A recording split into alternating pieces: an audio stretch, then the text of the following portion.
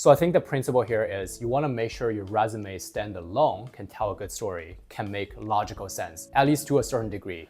What up guys, it's Carl here. Welcome to another video of the interview series. In today's video, I want to talk about another crucial part, which is how to write a good resume. And before we dive in, if this is your first time clicking on my video, in this channel, I make a lot of English content on careers, interviews, as well as communication skills. So if these are the topics you're interested in, consider following me for more in the future. And some of the stuff I'm mentioning in this video might seem pretty basic to you, but I also mentioned some tips and tricks, which I'm sure you can use as a checklist to go through a resume to see if there's any room for improvement. So I think this could be helpful regardless of your experience. So make sure you watch to the end. First of all, I want to quickly cover the different parts of a resume. Usually a resume consists of the basic part, the main body, as well as the additional information. So in the basics, you put your name, your contact information, such as your email, your phone number maybe, and your address. These days, it's pretty common for people to put their LinkedIn URL. And then if you're recruiting for roles where a project is very important, such as designer, data analyst, data scientist, ideally you should link your portfolio or your personal website as part of the basics. And then about the main body, this is where you put your education experience as well as everything professional, for example, your school and all the project you have done in your current work, and even some extracurricular or outside of work activities, but still relevant to the role you're applying for, should be in this section. So for this part, like I mentioned in my last video on Tell Me About Yourself, you should follow the same principle. The more important something is, the more upfront it should be in this section. And I think this is especially important in today's job market because I feel like a lot of companies these days don't have the growth mindset anymore. Like they don't expect to train you. In the past, they expect to experience a period of time for you to go from zero to someone that's competent in doing the job. But these days, since the market is more competitive and there are more candidates on the market, they pretty much expect you to have value from day one. They expect you to be able to solve some problems immediately after you start the job, which is why it's so important for you to highlight what you are able to do, even in the resume round. And then lastly, it's the additional information where people usually put some summary or highlights of their capabilities and skills. And this can also come in bullets, such as the tools you're able to use, for example, Excel, PowerPoint, Tableau, SQL, Python, etc., etc. And if you're a software engineer, you can put on more detail on the language you're able to use. For this part, I would recommend you to be more specific. For example, if you use SQL, you can put in also the data you're dealing with. For example, the pricing data, the sales data, or whatever kind of analysis you're dealing. And by doing that, you're providing more context and details of the previous situations and problems you're facing, which hopefully can raise people's interest. And then for the basic and additional information part, I would say ideally they should take less than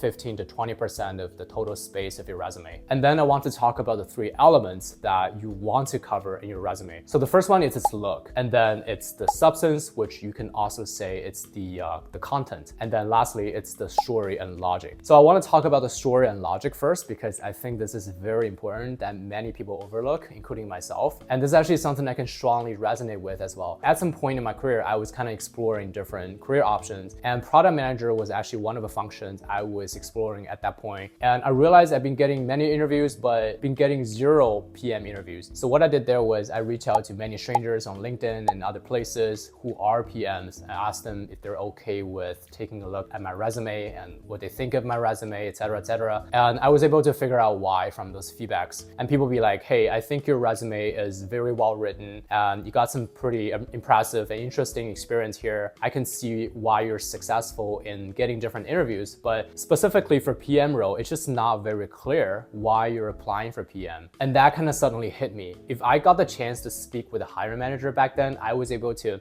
verbally give him a lot of convincing reasons why I want to be a PM. But just from that resume, it doesn't make too much logical sense. So I think the principle here is you want to make sure your resume standalone can tell a good story, can make logical sense, at least to a certain degree. And I think a good way to check about this is just to ask some other people to read your resume and ask them what they think. And I think networking is actually pretty good in doing this because those people don't know you, which means they can give you a very genuine and objective feedback. So if you ask some of your friends, they already know you. It doesn't really matter whether they read this resume or not, right? Like they can give you a lot of detail about you. So that's not helping that much. And then another exercise I do myself is I try to put myself in the shoes of the reviewer. And then after reading this resume, I start to think, what are some projects or tasks I'm able to confidently delegate or hand over forward to this person? What are some tasks that I can expect this person to do very well independently? And if I don't have an answer for that, or if I'm not very sure, that means there's room for improvement. And then about the looks part, I think this is pretty basic. Everyone should do it to perfect. And this includes the total structure, the format, the order of different sections, and things, small things like fonts and sizes and some,